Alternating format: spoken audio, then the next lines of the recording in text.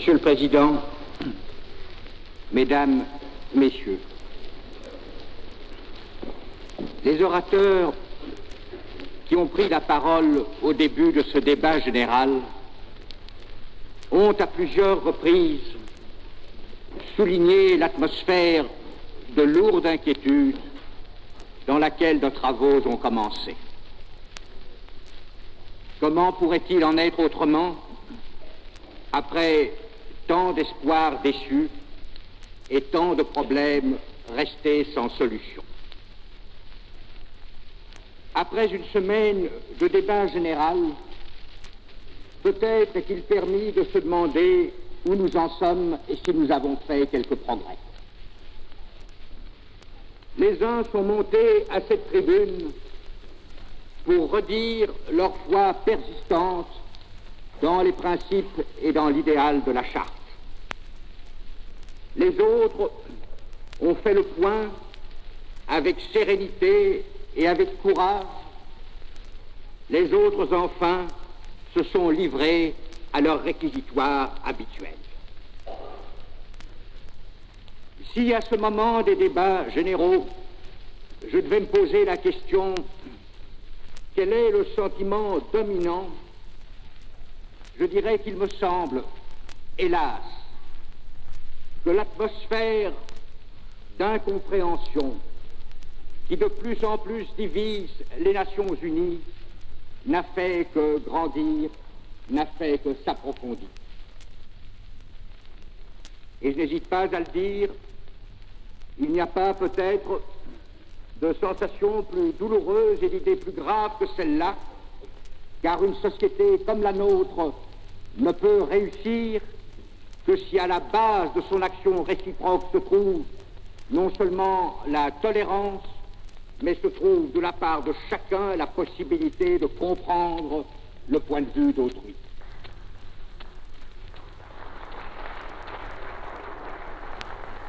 Qui, dans cette atmosphère d'incompréhension, est le plus coupable? Qui ne fait pas d'effort pour comprendre le point de vue de l'autre? M. Bevin l'a dit hier à cette tribune, et je ne pourrais le redire que moins bien que lui. Il me semble que les pays qui se réclament de la civilisation occidentale et démocratique au sens classique du mot n'ont rien à se reprocher. C'est nous qui voulons la libre circulation des hommes. C'est nous qui voulons surtout la libre circulation des idées. C'est nous qui sommes prêts à soumettre à l'examen et au jugement de tous notre politique, notre action, nos buts et nos idéaux. Ce n'est pas nous qui nous enfermons derrière un rideau de fer que nous voudrions percer pour savoir et pour comprendre, et pour, ayant compris, tâcher de nous rapprocher et de collaborer. Ce qu'il y a de certain, c'est que du côté de la grande République socialiste soviétique, on ne comprend plus du tout le monde occidental, et le discours de M. Wyszynski en a été une preuve, une fois de plus, administrée. Peut-être peut-il paraître immodeste au représentant que le représentant d'un petit pays comme la Belgique veuille répondre aux représentants de l'Union soviétique. Peut-être, après tout, est-il meilleur que ce soit le représentant d'un petit pays qui réponde aux représentants de l'Union soviétique, car personne ne pourra trouver, sans doute, dans mon attitude, une idée de provocation quelconque. Une provocation de la Belgique à l'URSS serait une chose trop ridicule. Mais le discours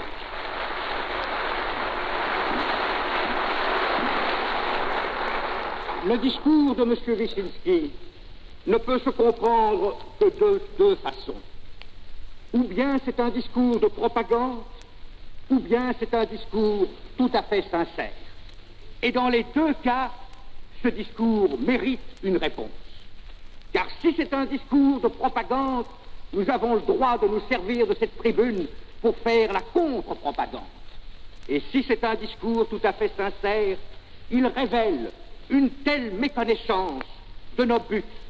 Il révèle une telle ignorance de ce que l'on veut, de ce que l'on pense dans les pays de l'Europe occidentale, qu'il est absolument indispensable de redresser ces erreurs et de permettre alors à la République socialiste soviétique de baser sa politique sur une connaissance exacte de ce qui se passe et de ce qui se pense dans une partie du monde.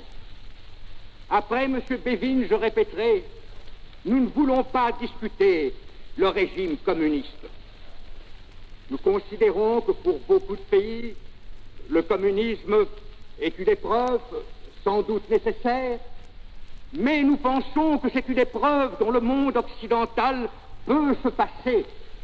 Et sans vouloir discuter aucun régime, nous voulons affirmer qu'après avoir lutté dans cette dernière guerre contre le fascisme et contre l'hitlérisme, nous n'entendons pas nous soumettre à n'importe quelle doctrine autoritaire ou totalitaire.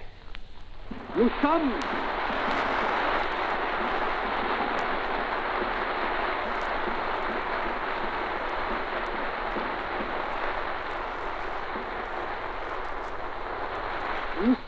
pour la démocratie libérale, c'est-à-dire que nous croyons, et que nous croyons de toute notre force et de toute notre conscience, à la nécessité de bâtir une société politique sur la liberté de penser, d'écrire, de nous réunir librement, de nous associer librement. Nous voulons des élections libres, un gouvernement responsable devant le peuple, le respect de la dignité de l'homme et un État qui sert l'homme et pas l'homme qui est au service d'un État et encore moins l'homme qui est au service d'un parti. Ce régime a d'immenses avantages. Il permet tous les progrès économiques et sociaux. Il répudie l'intolérance, il répudie l'emploi de la force et l'emploi de la violence. Il fait confiance au bon sens et à la sagesse de l'homme. Je reconnais que ce régime est sans doute le régime politique le plus difficile à appliquer. Et je reconnais aussi qu'il présente certains inconvénients et peut-être même certains dangers. Chez nous, la liberté de penser et d'écrire comporte même la liberté de penser et d'écrire des erreurs. Mais pour lutter contre l'erreur, nous ne pensons pas qu'il faille s'appuyer sur la police, sur les tribunaux, sur l'exil ou sur pire encore. À la propagande qui répond l'erreur, nous pensons que le vrai moyen de répondre, c'est de répandre la propagande qui contient la vérité.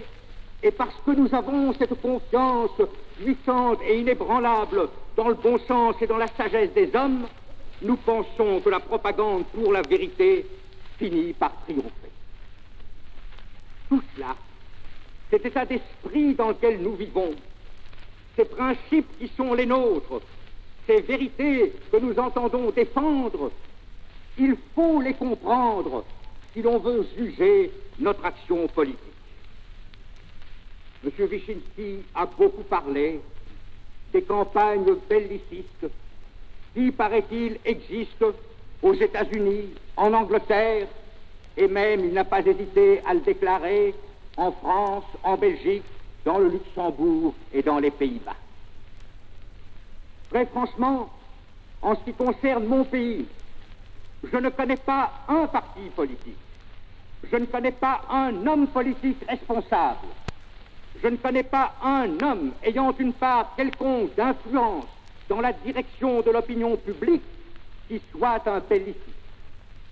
Je n'ai jamais vu, je n'ai jamais entendu, je n'ai jamais lu dans la presse de mon pays, dans les discours prononcés dans mon pays, une phrase qui pourrait faire croire que volontairement la Belgique participerait à une campagne d'excitation et se préparerait à une guerre agressive contre n'importe quel autre pays.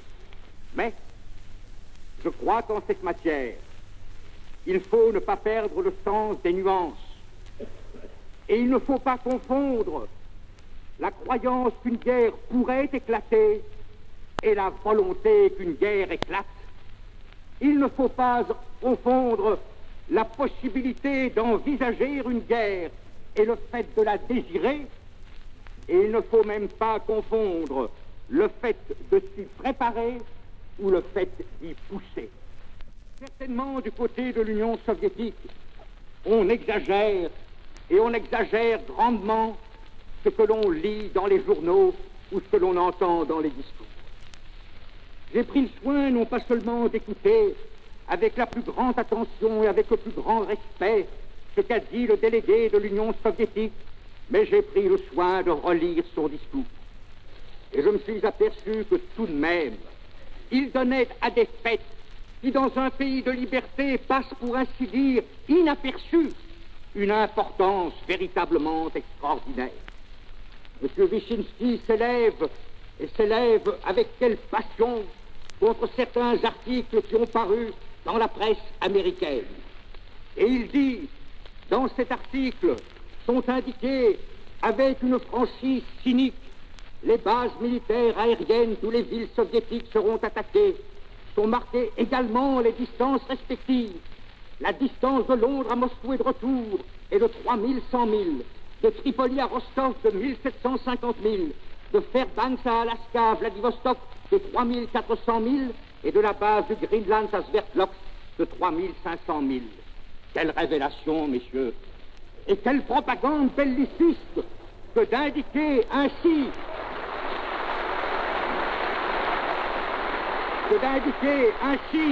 en termes aussi précis la distance qui existe entre Londres et Moscou. Je voudrais me permettre de poser à l'honorable délégué soviétique une question. Peut-il me donner l'assurance que jamais l'état-major soviétique n'a calculé la distance qui existait entre Moscou et Londres? Et qu'est-ce qu'il croit? Et qu'est-ce qu'il croit qu'il y a de plus dangereux pour la paix du monde? Les calculs qui sont faits dans le secret des travaux d'état-major ou les cartes qui sont publiées par les revues américaines et qui révèlent des nouveautés aussi extraordinaires que les distances qui existent entre les grandes villes? Il n'y a pas que la propagande belliciste. Il y a aussi le pacte à 5, le pacte de Bruxelles. Ceux qui concluent de pareils traités, dit M. Wyszynski, et organisent de pareils blocs, mènent une politique qui n'a rien à voir avec la consolidation de la paix et encouragent les instigateurs et les organisateurs d'une nouvelle guerre. L'argumentation soviétique n'est pas extrêmement subtile. Elle consiste à dire, quand la Russie s'allie avec les pays qui l'entourent, quand elle fait un traité de défense avec la Pologne, ou avec la Tchécoslovaquie, ou avec la Yougoslavie, ou avec tant d'autres pays de l'Europe de l'Est, ça, c'est de la politique pacifique. Quand, au contraire, la Belgique, le Luxembourg, les Pays-Bas s'allient avec la France et avec l'Angleterre, ça, c'est nécessairement de la politique guerrière. Messieurs, j'ai deux arguments dont l'un et l'autre sont décisifs pour réfuter une propagande comme celle-là. Quand nous avons fait le pacte à 5, le pacte de Bruxelles, nous n'avons pas fait autre chose que d'appliquer strictement l'article 51 de la Charte.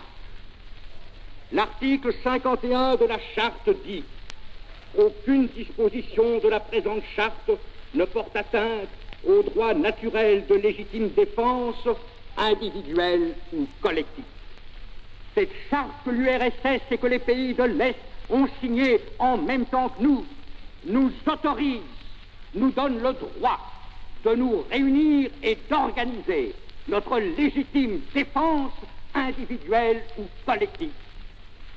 C'est sur la base de cet article-là et sur la base d'aucun autre sentiment que nous nous sommes réunis et que nous avons conclu notre pacte. Cet argument juridique à lui seul est suffisant. Mais vraiment, y a-t-il quelqu'un dans cette salle Y a-t-il, je pourrais presque dire, quelqu'un au monde qui pense que le Luxembourg, que les Pays-Bas et que la Belgique veulent participer à une guerre d'agression? Mais est-ce qu'on oublie d'où nous venons? Est-ce qu'on oublie les 2 épreuves que nous avons subies en 25 ans? Est-ce qu'on oublie que si nous avons été victorieux, finalement, nous avons été occupés pendant 4 longues années, et que si nos pays sont sortis de leur double épreuve, nous ne pourrions pas affirmer avec sécurité qu'ils seraient capables, encore une fois, de sortir d'une 3e guerre mondiale et de reprendre courageusement leur marche en avant? Personne ne peut croire, et M. Bevin l'a bien dit hier, personne ne peut croire que l'alliance qui s'est faite à Bruxelles au mois de mars dernier est un côté agressif contre n'importe quelle nation, mais au contraire, tout le monde sait que nous avons voulu nous unir pour nous défendre. La délégation soviétique ne doit pas chercher d'explications compliquées à notre politique. Je vais lui dire quelle est la base de notre politique. Je vais lui dire, dans des termes qui sont un peu cruels peut-être, et dans des termes que seul le représentant d'une petite nation peut employer. Savez-vous quelle est la base de notre politique? C'est la peur. La peur de vous, la peur de votre gouvernement, la peur de votre politique.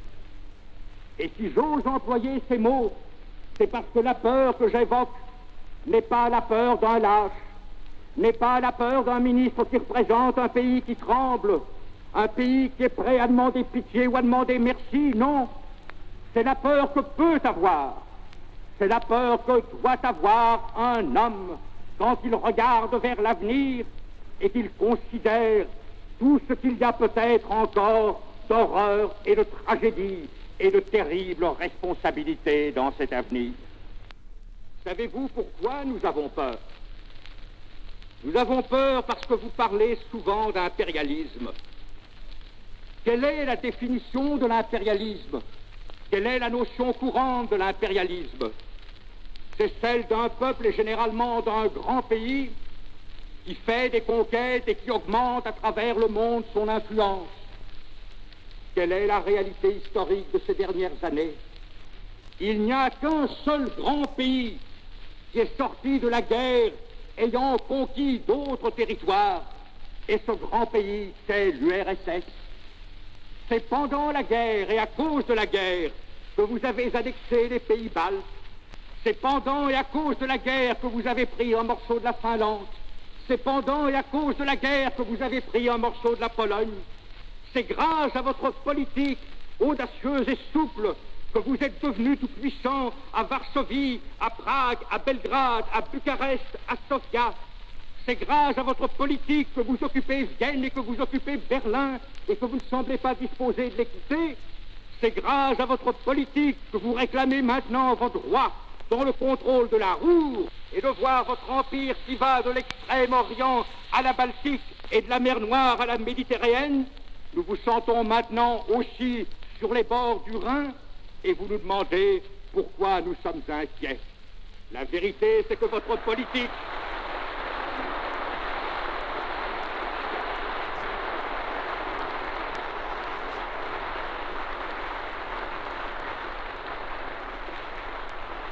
La vérité, c'est que votre politique étrangère est aujourd'hui plus audacieuse et plus ambitieuse que la politique même des tsars. Nous avons peur aussi, à cause de la politique que vous suivez dans cette Assemblée. Nous avons peur à cause de l'usage et surtout à cause de l'abus que vous faites du droit qui vous a été reconnu à San Francisco, de l'usage et de l'abus du veto. Nous avons peur parce que dans cette Assemblée, vous vous êtes fait les champions de la doctrine de la souveraineté nationale absolue et que nous nous demandons comment une organisation internationale pourra fonctionner, comment une organisation internationale pourra remplir les buts qui lui sont dévolus si cette doctrine périmée, et comme je l'ai déjà dit l'année dernière, si cette doctrine réactionnaire triomphe, l'organisation internationale ne pourra fonctionner qu'au jour où toutes les nations, les petites, les moyennes et les grandes, auront reconnu en pleine conscience qu'au-dessus de leur volonté personnelle, il y a la loi internationale. Aussi longtemps qu'un pays quelconque prétendra affirmer sa propre volonté au-dessus, par-dessus la volonté de la majorité des nations, la présente organisation ne pourra pas donner tout ce que nous attendions d'elle. Et il ne vous a pas suffi d'user et d'abuser du veto. Il ne vous a pas suffi de proclamer ce principe de la souveraineté nationale contre la loi internationale. Vous avez systématiquement refusé de collaborer avec l'Organisation des Nations Unies chaque fois que cette assemblée, contre votre sentiment ou contre votre avis, a fait une recommandation.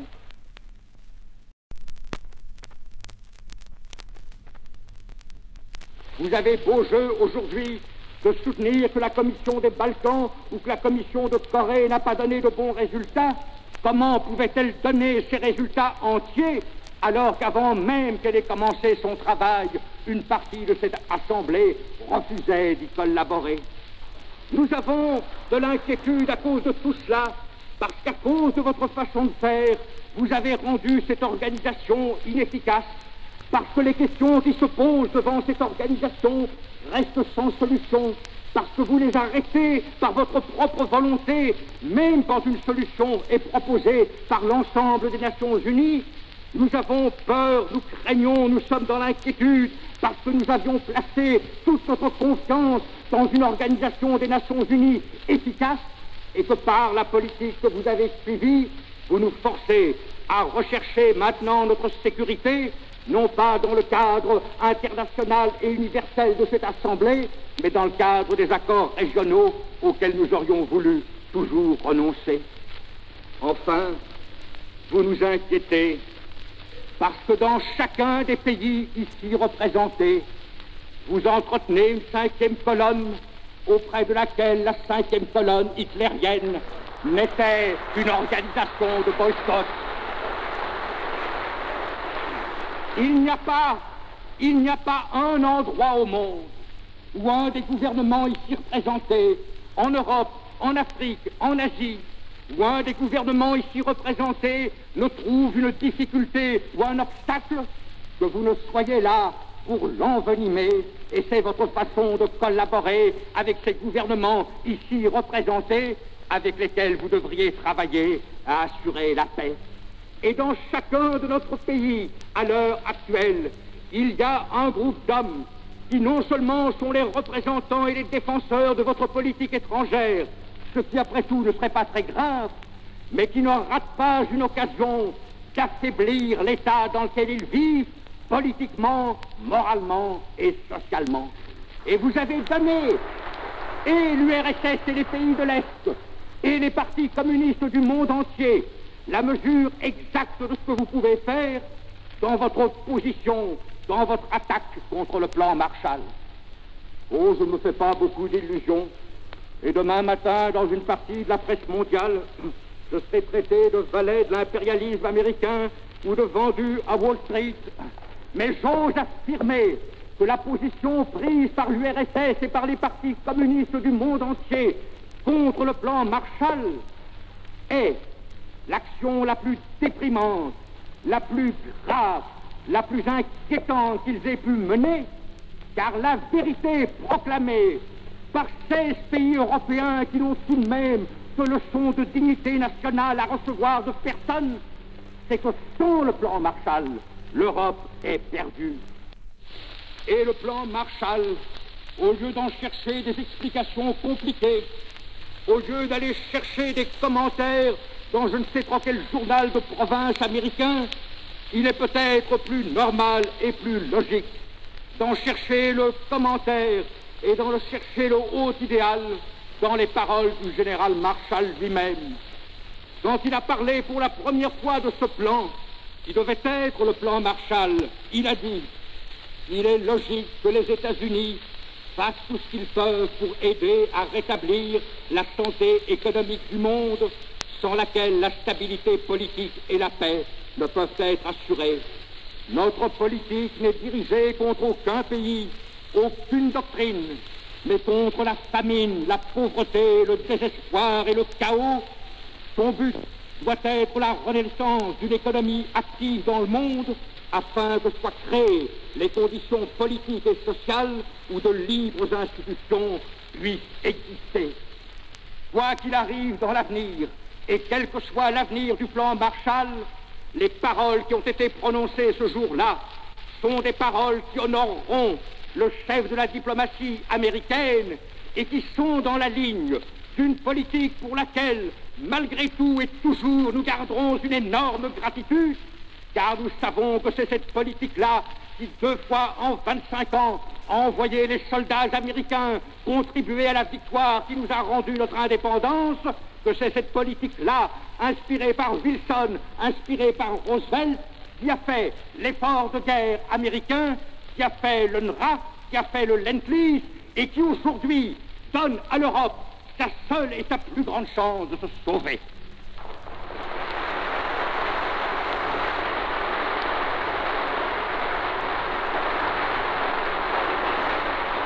Voilà pourquoi nous sommes inquiets. Voilà, je le répète, un peu crûment, pourquoi nous avons peur. Au cours d'un grand discours qu'il a fait pendant la guerre, le président Roosevelt a un jour énuméré les 4 libertés qui devaient, d'après lui, rendre la confiance et la prospérité au monde. Et l'une de ces libertés, ou plutôt l'une de ces libérations, c'était la libération de la peur. J'avoue qu'au moment où le discours a été prononcé, je n'en ai pas compris tout le sens et je n'en ai pas compris toute la profondeur. Aujourd'hui, quelques années après, au moment où s'ouvre cette 3e session de l'Assemblée des Nations Unies, je sais quel service incommensurable serait rendu au monde si l'on parvenait à nous libérer de la peur. Eh bien, dans cette libération de la peur, que l'Union des républiques socialistes soviétiques me permette de le lui dire, elles ont un rôle décisif à jouer. Nous ne demandons pas seulement qu'on nous affirme catégoriquement que l'on est pour la paix, que l'on est contre l'impérialisme, que l'on est pour la Charte des Nations Unies. Nous voudrions voir ces paroles traduites en actes et commencer au sein de notre Assemblée une véritable collaboration basée sur la compréhension et sur l'estime réciproque. Est-ce que mon discours est un discours pessimiste? Est-ce que je considère que tout est perdu? Certainement non. Car dans tout ce qui a été dit à cette tribune, j'ai constaté que tout de même, quel que soit dans une certaine mesure le sens différent que l'on donne aux mots, le même langage en général était tenu, que l'on se réclamait de tous les côtés des mêmes principes, que l'on affirmait de tous les côtés que l'on voulait assurer la paix, que l'on assurait de tous les côtés que l'on voulait collaborer. Et je pense, quelle que soit peut-être la rudesse des paroles que j'ai prononcées, je pense, laissez-moi vous le dire sincèrement, je pense que ces discours pacifiques sont vrais. Je crois que nous sommes encore trop près de la guerre, trop près des souffrances communes que nous avons subies, trop près de nos ruines et trop près de nos morts. Je pense que nous sommes trop près de tout cela pour que quand nous parlons de la paix et de la collaboration, ce ne soit pas dans un grand sentiment de sincérité et de vérité. Ce qui m'épouvante, c'est que je me rends compte qu'à l'heure actuelle,